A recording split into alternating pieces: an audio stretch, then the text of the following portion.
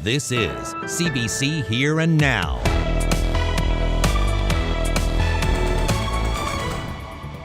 This month-long tie-up in the crab industry is having a severe impact on plant workers and seafood harvesters.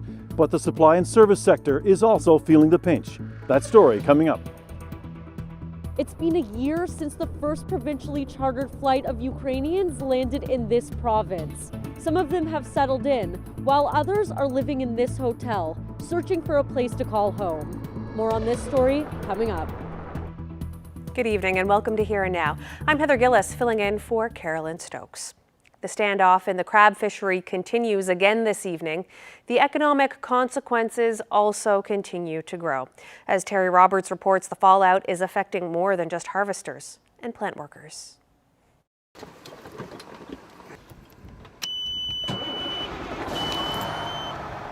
David Chaffe's life is trucks, big trucks. And these diesel monsters are usually hauling fresh harvested snow crab this time of year. But just like the fishery, Chaffe's trucks are also at a standstill. They haven't moved all that much the year, but they would be working every day the last 6 weeks, I would think.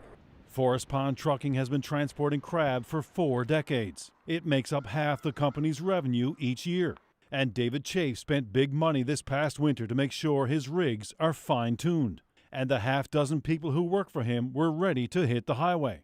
But the market for crab has tanked, and so has the price being offered to harvesters at the wharf, $2.20 per pound. So harvesters are refusing to fish. The tie-up has shut down the province's most lucrative fishery.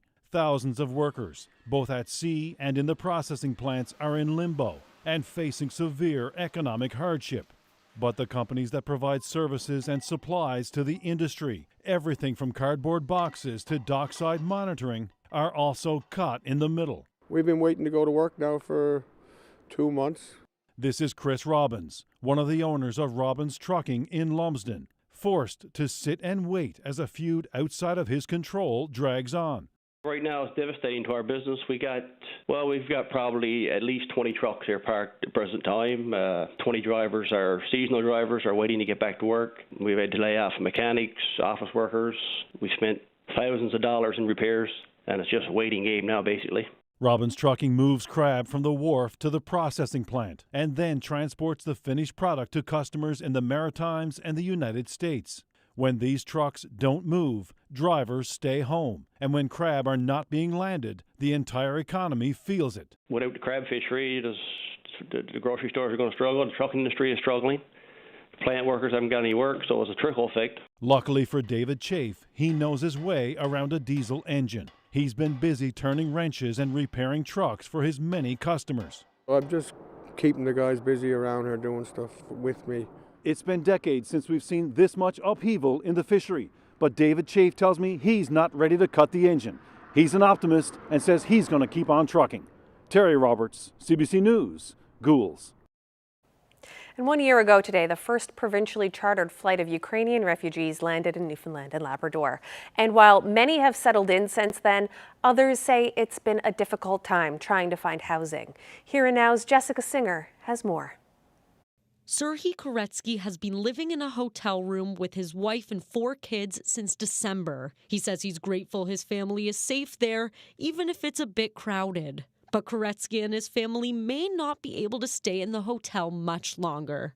All newcomers who came in St. John's in province Newfoundland have only 45 days to stay in hotel. After this period, need to leave hotel and find our apartment. It's now been a year since the first flight of Ukrainian refugees landed in St. John's. More than 160 people got off the plane that day, most of whom lived in hotels until they found more permanent housing. But now, the provincial government's new 45-day temporary accommodations policy puts a limit on the amount of time Ukrainians are allowed to stay in government-subsidized hotels. Koretsky's looking for a place for his family to live, but the cost of living crisis isn't lost on him. It's not enough housing for rent, maybe enough, but it's difficult to find something. Another problem, we need big house with 4 bedroom because big family need big house. It's not too much houses like this. Immigration Minister Jerry Burns says the 45-day policy far surpasses what other provinces are offering. He says the government will continue to provide more accommodations to immigrants who are struggling. We will not leave anyone vulnerable. We will take this on a case-by-case basis. If there are individuals who are just not ready or unable to move from temporary accommodations, we will respect that and work with them. Burns says there are plans for another provincially chartered flight, but not until the current immigrants are settled in. Koretsky is trying to do just that. We have some problems here, but it's not big problem. The big problem is I live in Ukraine. It's very difficult, very dangerous. It's not dangerous, it's not difficult, but it's a little problems. The Association for New Canadians says close to 3,000 Ukrainian immigrants are currently living in the province, and Koretsky hopes to stay. Jessica Singer, CBC News, St. John's. We'll have more from Serhiy Koretsky and his family's escape from Ukraine and their search for a home in St. John's. That's coming up in about 25 minutes on Here and Now. Staying with that story, earlier today, NDP leader Jim Didd said he's proud the province offered housing to Ukrainians in need, but believes government could have planned better. Here's part of that exchange. There was already a housing crisis in this province. Knowing this, why did this government not plan ahead and build public housing to help alleviate the crisis for all residents of the province, knowing that we had a growing shortage? The Honourable Minister of Immigration, Population Growth and Skills. When Russia invaded Ukraine on February 24th, 2022, we had a responsibility to act and act immediately. I hear what the honourable member is suggesting to us or saying to us, which is we should not have accepted any Ukrainians in Newfoundland and Labrador until we had housing for each and every one of them. Mr. Speaker, what I can say to you is that we have now 1,600 Ukrainians in market housing in Newfoundland and Labrador, none in social housing, and we will put all in market housing in very short order. And don't be alarmed if you get an emergency alert message tomorrow. There will be a test of the Alert Ready system. It'll happen at 10:55 in the morning in Newfoundland and 10:25 in most of Labrador. The message will go out on television, radio, and be on your cell phone. It's a test of the system that allows authorities to warn people of threats, but not everyone will get the test on their phone, and that could be because of cell phone compatibility, service, or settings on your device.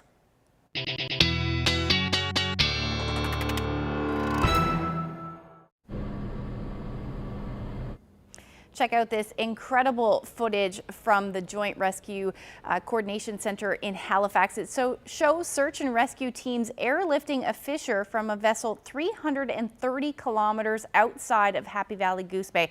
You can certainly see the ice there off the coast. It happened on Saturday, and despite foggy conditions along the way, the team was able to hoist up the patient and transport them to an ambulance waiting in Goose Bay.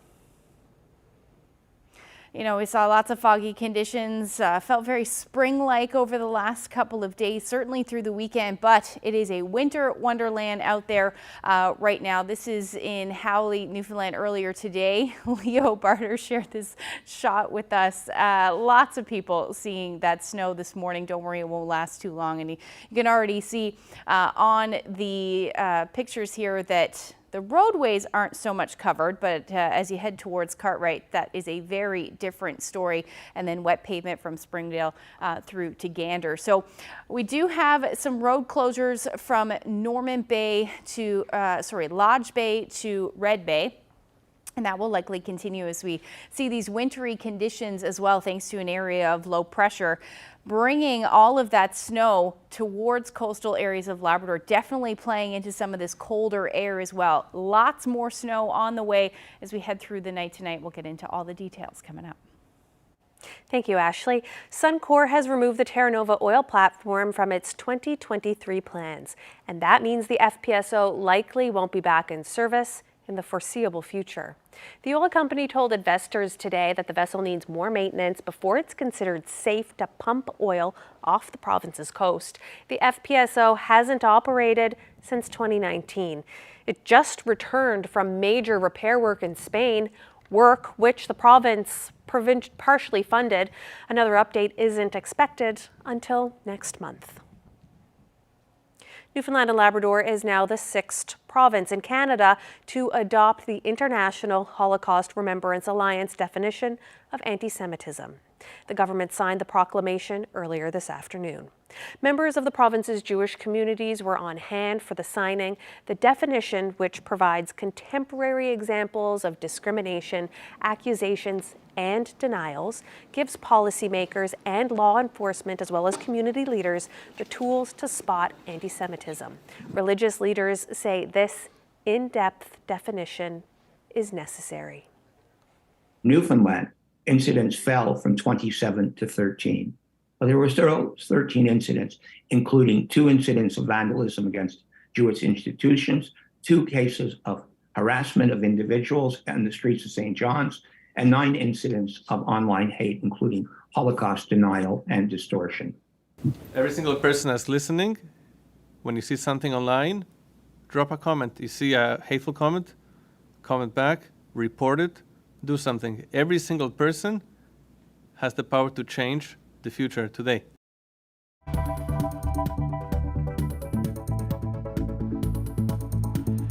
Fly fishing season hasn't even opened yet, but there's a lot of enthusiasm among anglers, and there's an interesting event this Thursday, a fly fishing film festival. We'll let you know about this fundraiser. That's coming up. Well, the sun's trying to peek out right now. We do have lots more sunshine in the forecast, but also lots of snow for parts of Labrador. We'll talk all about that when I come back.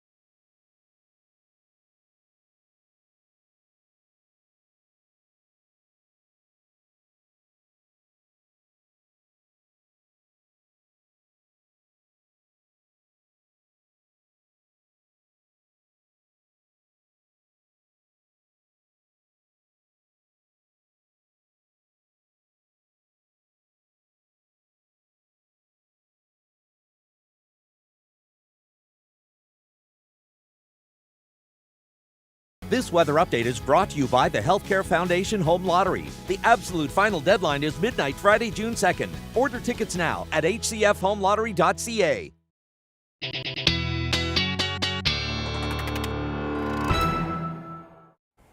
Well, many in western Newfoundland had to scrape off their cars this morning. In Corner Brook, most of the snow had turned to rain by mid-morning, but it continued well into the afternoon at those higher elevations.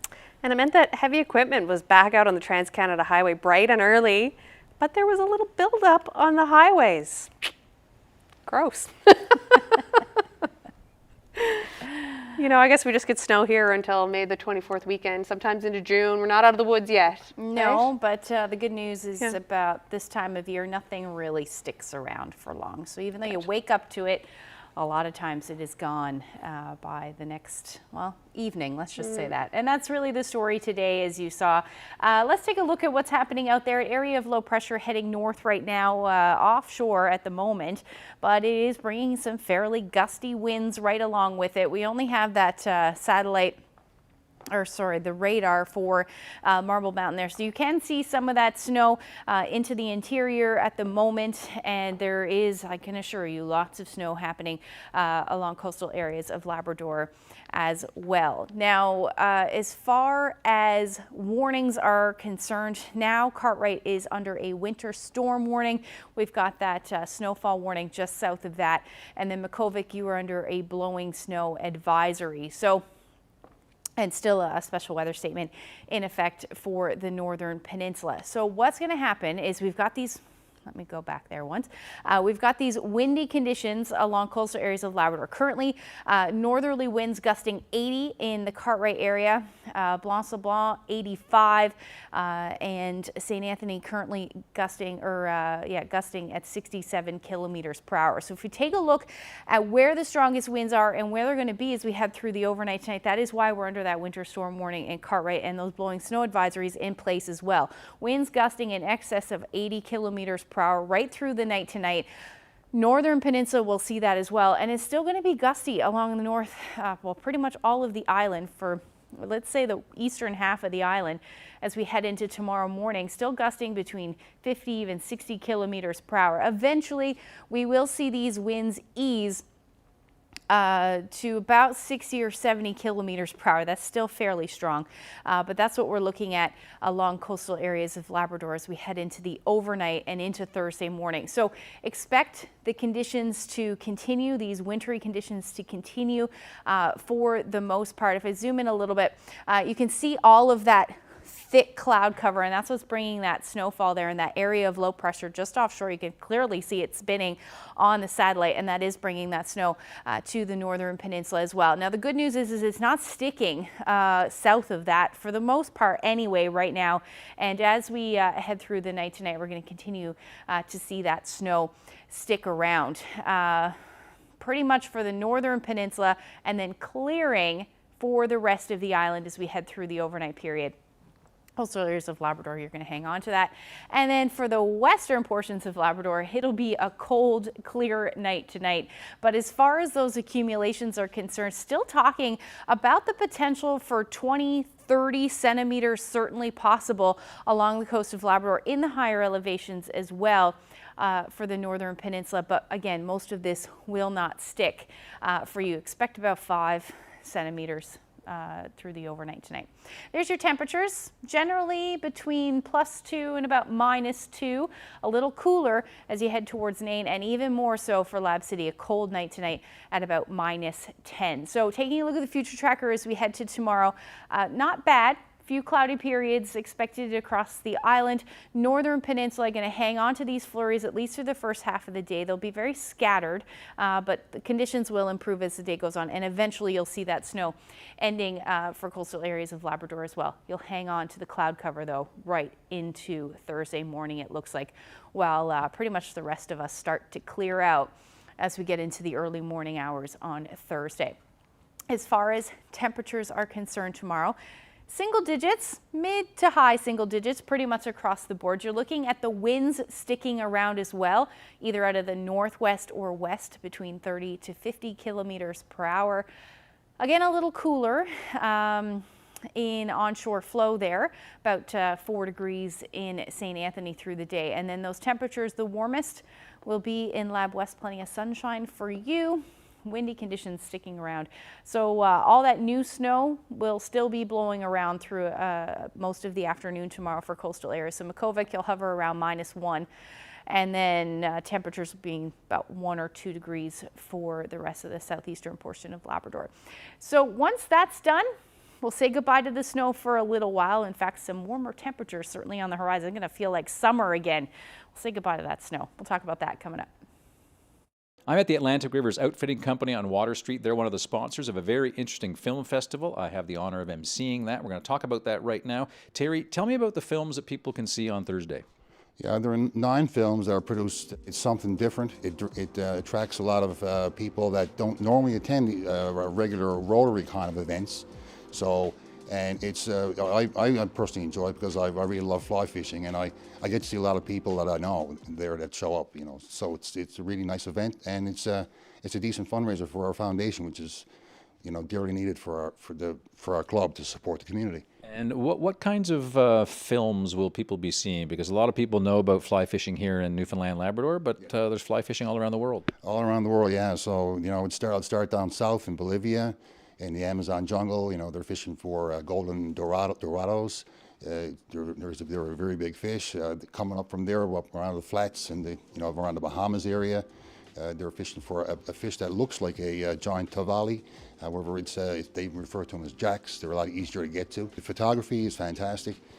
You know, up from there, they come up to Utah, to Wyoming. All right, now, Lori, you're the current president. Terry has explained the films, why they're popular.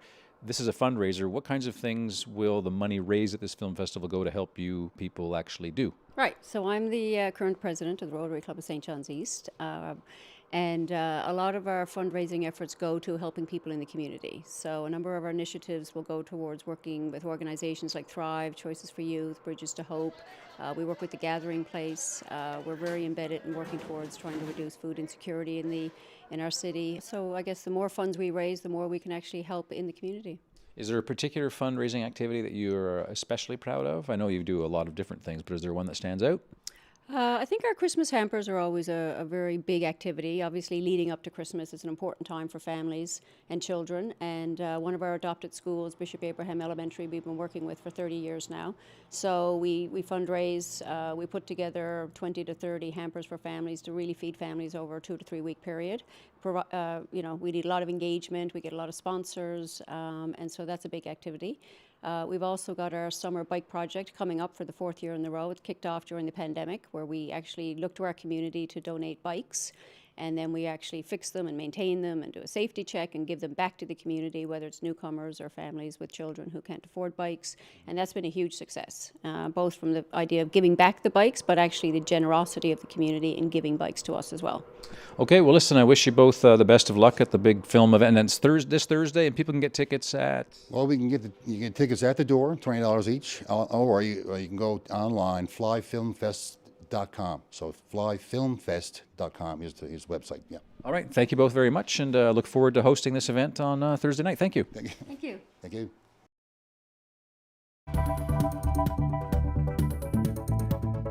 What has to happen now is a really concerted public effort to develop childcare. She studies childcare policy across Canada. So what needs to happen now amid a childcare crisis, one intensified by COVID-19? That conversation ahead.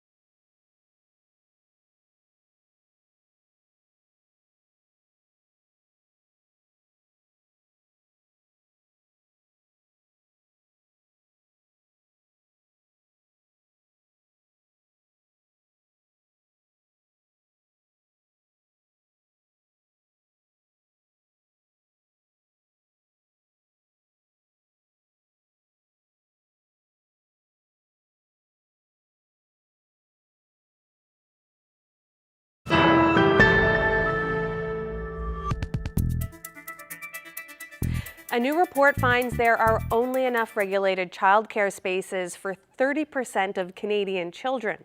And in this province, the number of spaces available is less than half of that national average. Martha Friendly is the executive director of the Childcare Resource and Research Unit. That's the organization that authored the report. And she's joining us now to break down these numbers. Martha, thank you for joining us. Thank you for having me. Anytime. So families here in Newfoundland and Labrador say it is notoriously difficult to find childcare in this province. What picture does your report paint of the state of regulated childcare here in Newfoundland and Labrador? Well, putting it in context, first of all, that's the figure for children 0 to 12. So different provinces would have different amounts of childcare for different age groups, like when you actually break it down. And Newfoundland has a fair amount of school-age childcare and very little regulated family childcare relative to some of the other provinces. We're looking at a baseline here for building a new childcare system. Newfoundland is one of the lower provinces, not the lowest in terms of coverage, but the direction is up. And I think that that's really the important thing to think about is where is it going? You know, like now that we have this opportunity with the fees having dropped, and the commitment to long-term federal funding. Mm-hmm. The question is, how are we going to build this system in a province that's always had low childcare coverage? Mm-hmm. And the pandemic really shone a spotlight on that. What did that show us about the need for childcare?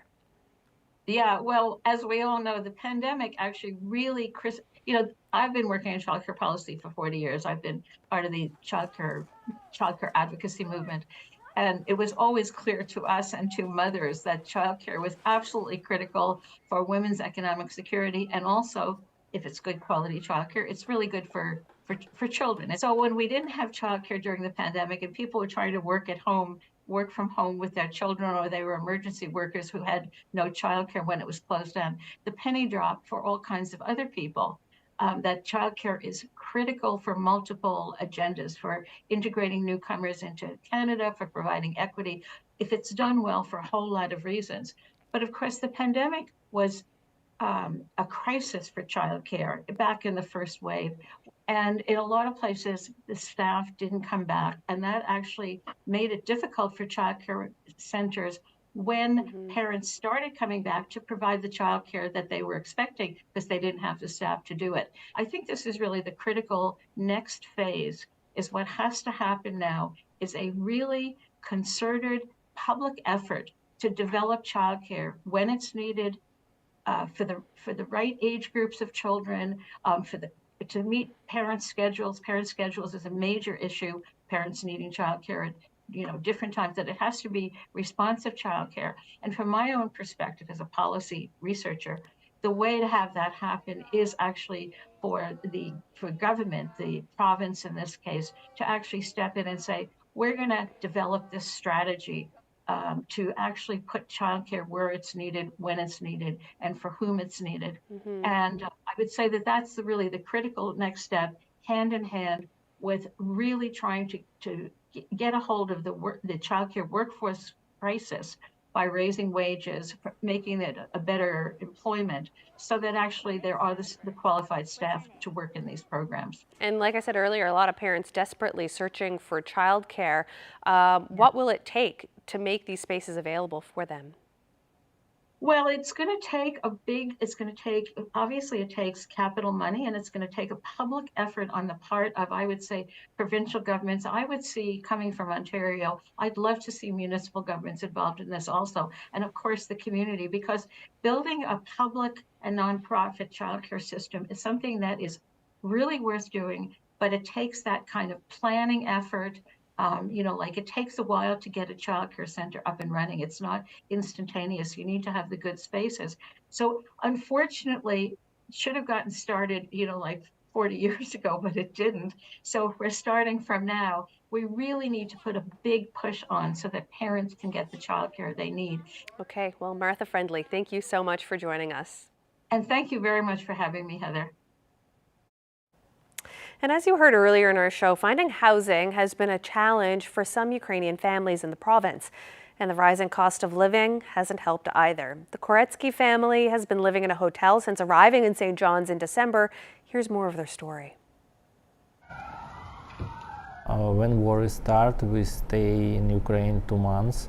After 2 months, we leave Ukraine and go in Spain. After this period, after 7 months, we come back for 1 week in Ukraine for see our parents, and leave Ukraine and have charter flight to St. John's.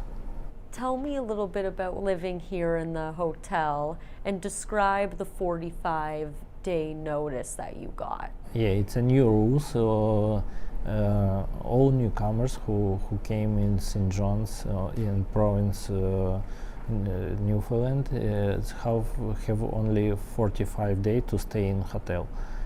After this period, need to leave hotel and find our apartment and job.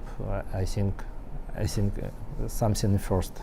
And what's it been like trying to find a house here in St. John's?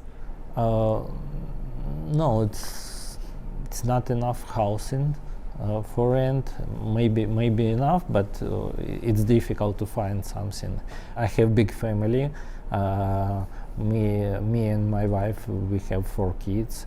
My son's 16, my older daughter 12, and the little one is 9, already 9, and the little one is only 6. It's a big family. We need big house with 4 bedroom. It's not cheap. What do you hope for your family here? Do you hope to stay in Newfoundland? Yeah. I think we will stay here, and I hope we find a house. Is not cheap. Yeah, we have some problems here, but it's not big problem. The big problem is I live in Ukraine. It's very difficult, very dangerous. It's not dangerous. It's not difficult, but it's a little problems.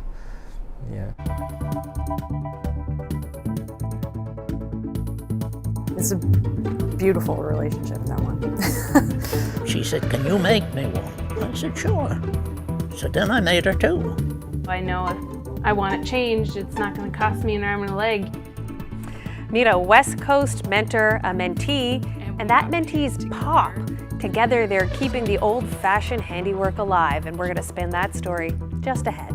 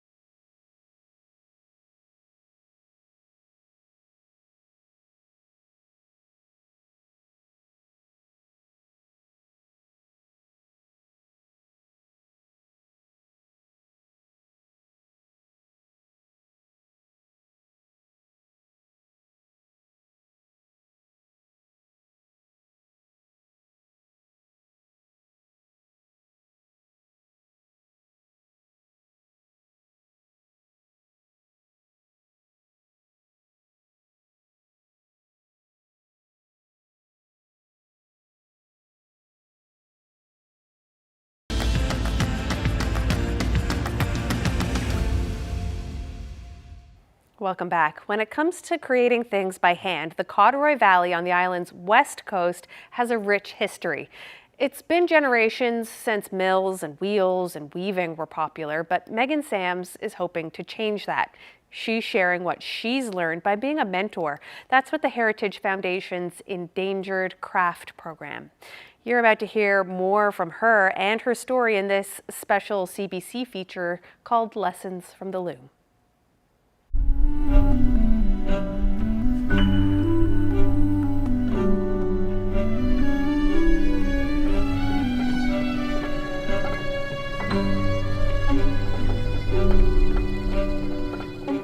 I have huge respect for the transfer of hand skills and knowledge.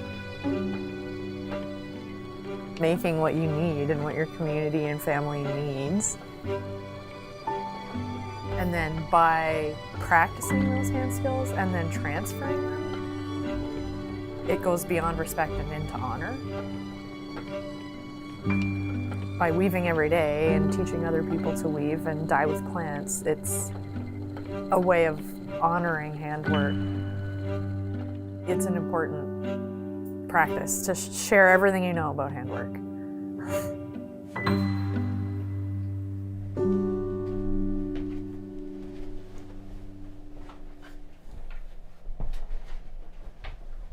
There were a lot of weavers in the valley. Right now, there are no looms left except for the ones in the loom shed here. Most of the old people talk about their grandparents or their parents as weavers or spinners.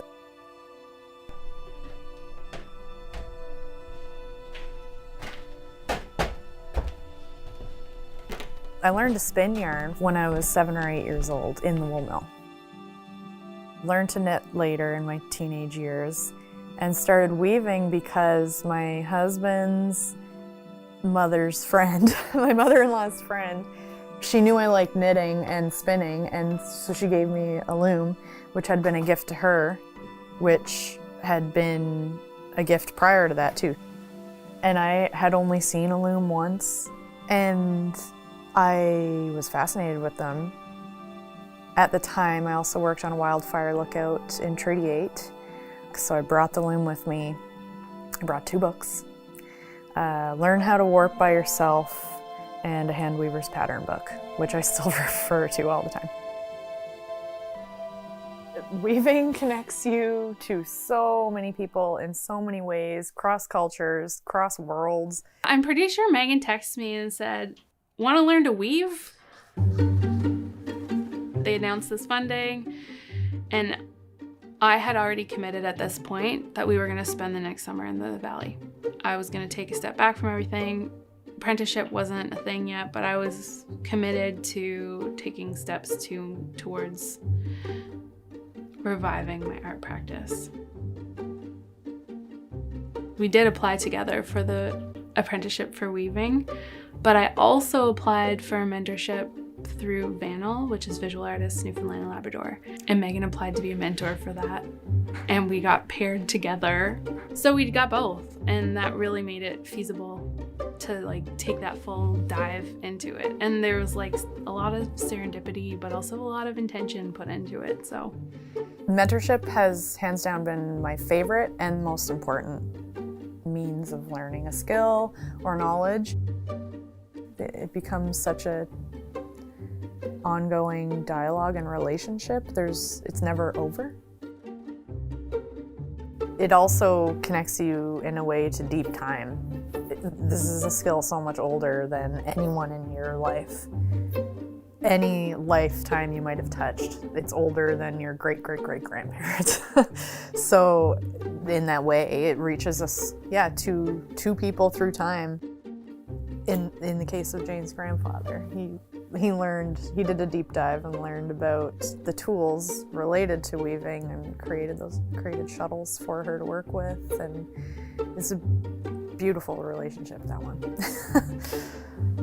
My grandfather is a craftsperson, an amazing woodworker, and when I went to Iceland, he made me shuttles, weaving shuttles, and I'm not surprised that he can make them, but I was thinking he would never make weaving shuttles unless I was learning how to weave. And there's that kind of spin-off effect that craftspeople have on each other. He's 92 or 91. One of them, 91 or 92. My name is Lloyd Walker, and I go under the name of Mr. Woodchips. This week on Woodchips, we are going to look at how to take out rough stock for a project.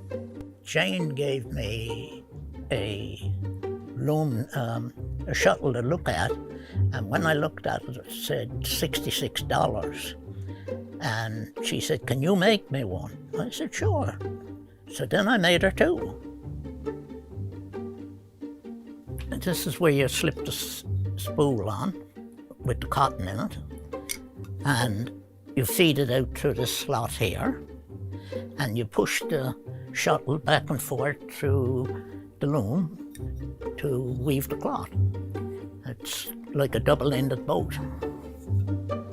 And I never think about it. I don't even think about getting stuff framed elsewhere because I know you can do it the way I imagine it. And I know that we'll talk about it all the way through, so I know if I want it changed, it's not going to cost me an arm and a leg. You're pretty good for it. I don't think your frames cost you anything.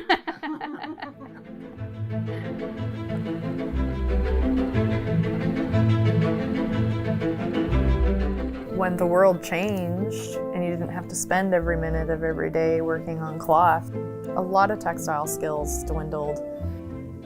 Now, I know from my volunteering with the Guild of Canadian Weavers that there are more and more people reaching out to the Guild for resources and wanting to learn, and more interest and appreciation for weaving as a very fine craft and an artwork method in its own way.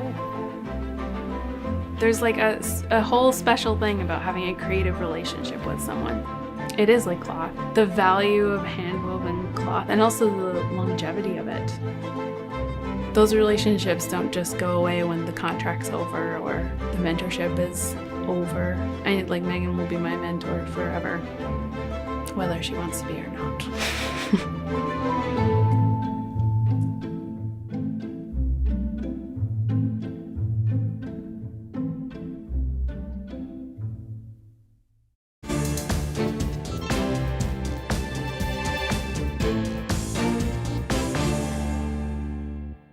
Nearly 30,000 people remain out of their homes in Alberta as wildfires rip through parts of that province. Premier Danielle Smith described the situation as extraordinary and unprecedented. We've already had 390,000 hectares burned, so it's already 10 times the typical fire year, and we're really just getting started. This aerial video shows how big the Fox Creek area wildfire is. It's located about 250 kilometers northwest of Edmonton. There are about 90 active fires in the province, and close to 30 of them are burning out of control. Crews from Ontario, Quebec, and Manitoba are helping out. The Premier announced a one-time emergency financial payment for those displaced by the fires. In some places, people are being allowed to return to their homes and communities.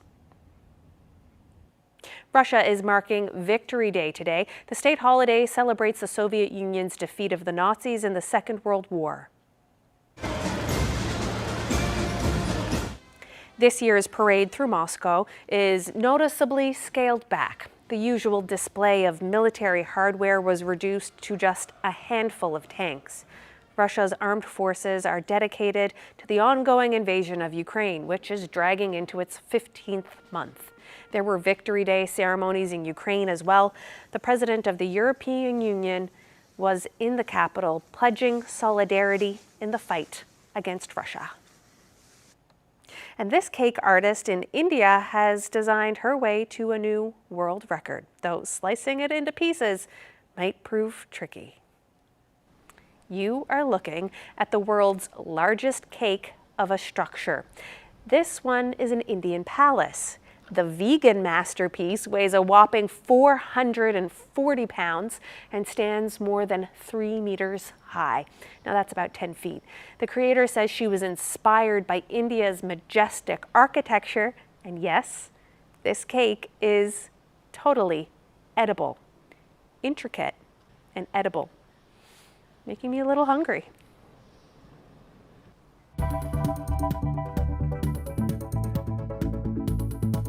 I think it's fantastic to see he still got it, still got the moves. Down more than up.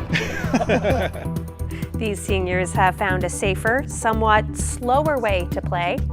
We tag along for a game of walking soccer. That's just ahead.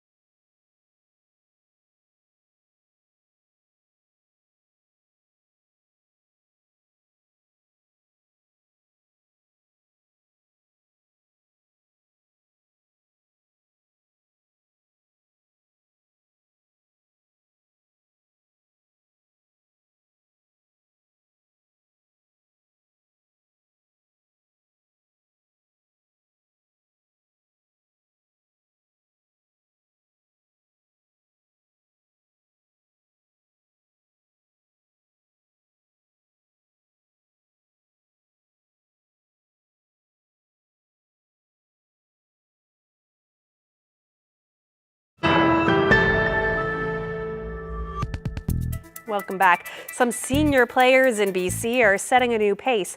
They're slowing things down on the soccer pitch. No running allowed. CBC's Lawrence Watt walks us through it. Close game. Soccer. It's usually a game that sees parents watching their kids from the sidelines. But at walking soccer, the tables are turned. I think it's fantastic to see he still got it, still got the moves. Down more than up. Just to see my dad out here breaking a sweat and having fun, it's amazing. James is taking part in a new pilot program, a modified version of soccer where running is prohibited and where there's a lot less physical contact. Walking Soccer is a program for adults 55 to 60 plus, and it's a low-key, low-impact way to enjoy soccer in a new environment. Inclusion is one of our core values, so we decided that we wanted to welcome our senior community and thought that walking soccer would be a great way to accomplish that. I'm hoping for a recreational level sport and getting to know the people on the field. A little worried about those 60-year-olds, I should say, who are going to be a lot faster than me because I'm almost 73. Try to keep your feet moving a little bit. The sessions begin with a quick warm-up and skills exercise before the players break off into teams for a game. And even though I'm not 60 yet, anyone need a sub? I still had to give the game a try. Oh my! While some players are here to try something new and have fun, for Brendan, he's thankful his dad can play at all. Yeah, about 2 years ago, my dad was in the hospital with COVID, and it was not looking good. He was hooked up on oxygen, and so just to be here today, watching him run around and be active and having fun and breaking a sweat, it's really amazing. I'm the only player on the field today, I think, that ended up with about 11 yellow cards or warnings for running. Lawrence Watt, CBC News, North Vancouver.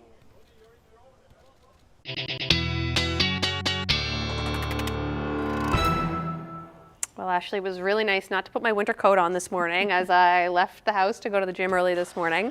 Yeah. And a lot of people breaking out their spring jackets now, including a very sweet 3-year-old in Flat Rock. Yeah, prepare to have your heart melted. Kinsley Keating is a huge Dolly Parton fan, so when she got her coat of many colors for Easter, she was very pleased. Watch this.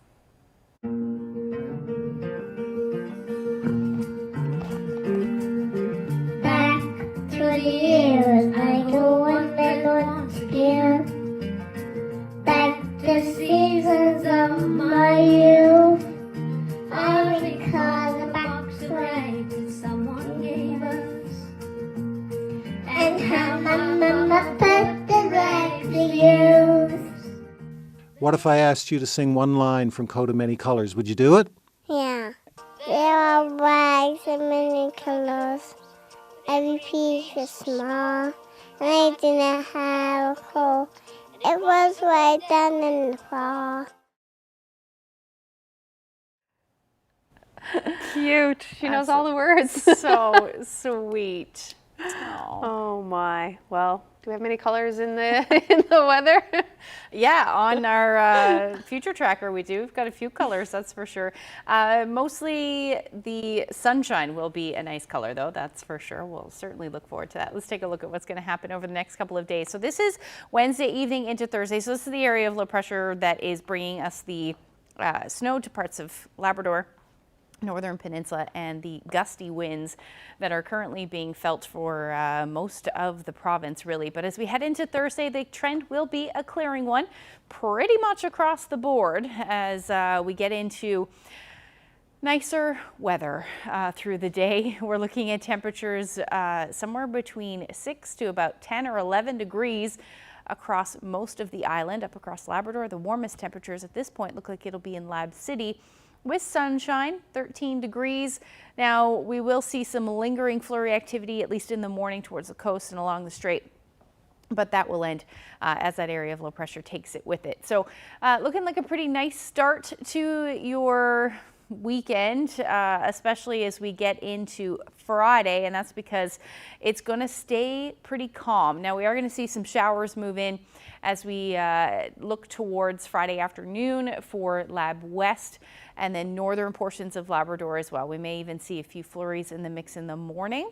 And then cloud cover, it looks like, through central and coastal areas of Labrador out ahead of this front that's going to move through. But the island looking like lots of sunshine right into the afternoon hours. Take a look at these temperatures. So starting to warm up a little bit. This is the start of a warming trend. So 9 degrees in St. John's. We may see temperatures a bit warmer than that. But at this point, I'm going to keep it at 9. 13, 14 degrees for central Burin Peninsula. And look at that, Happy Valley Goose Bay, 20 degrees through the day on Friday, it looks like, and as you even head towards the coast. So now we're seeing that winter weather right now in Cartwright. You're going to see 12 degrees and sunshine by the time we get into Friday. So don't worry, whatever does fall will not last long in those temperatures, that's for sure.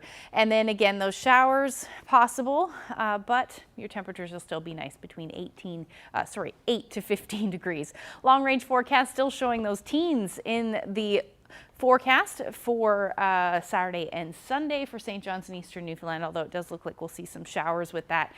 And then look at that, nice for central and western Newfoundland as far as those temperatures are concerned, but it is looking a bit wet, certainly as we get into Sunday for western Newfoundland.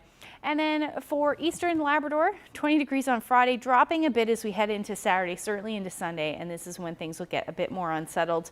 And for western Labrador, you're looking at a similar trend, but it does look like the sun should come back by the time we get into Sunday. Speaking of sun, beautiful sunrise here at Charles Brook. Thank you to Brian for that. And if you have any weather photos, send them to Facebook, Twitter. Best place, though, is to email them to nlphotos@cbc.ca. Another sunset, actually. You really like those sunsets, don't you? Sunrise, that's a sunrise. Or sunrise. Yes, all those colors, I love them. All beautiful, nevertheless. Anyways, that's our show for this evening. Thank you so much for joining us. Take care. Good night.